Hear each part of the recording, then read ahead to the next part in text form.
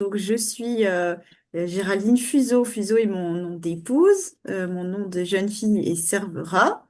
Je me suis mariée avec un marin. Nous avons 5 enfants.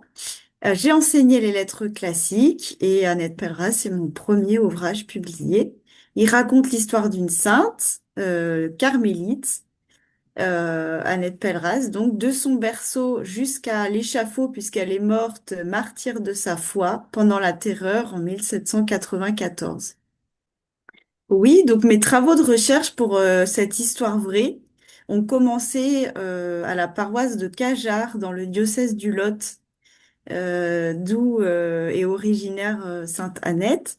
L'objectif était de sortir cette carmélite de l'inconnu pour la faire connaître, hein, puisque c'est une femme d'exception, de la mettre à l'honneur en la distinguant des autres carmélites martyrs, pour mettre en valeur sa personnalité forte et son parcours pour le moins atypique.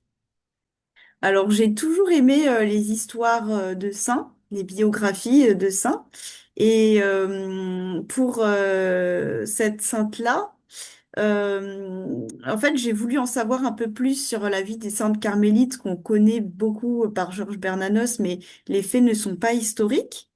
Et là, vraiment en faisant ces travaux de recherche, je me suis rendu compte de la force particulière et de la singularité de ces femmes qui sont héroïques. Et c'est une expérience que j'ai énormément appréciée et qui continue de me nourrir encore aujourd'hui.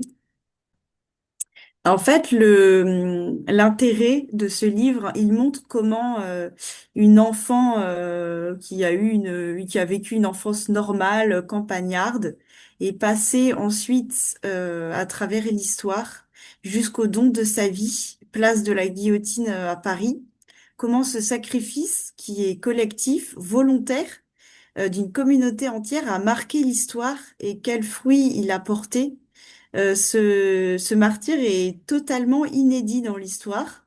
Jamais on n'a vu une communauté entière faire de sa peine capitale en place publique une liturgie quasi céleste. C'est ce qui est décrit dans les dernières pages du livre et qui est bouleversant.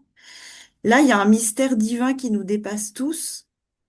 Il y a un message aussi important pour aujourd'hui qui est le témoignage de la paix. Les carmélites de Compiègne ont fait un témoignage qui est à transmettre aujourd'hui pour les jeunes et les moins jeunes, qui va dans le sens du message chrétien universel.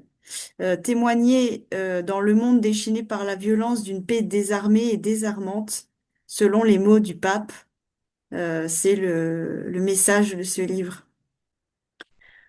Que c'est une histoire originale où on passe sans arrêt du quotidien au sublime, de la petitesse à la grandeur. C'est une histoire marquante.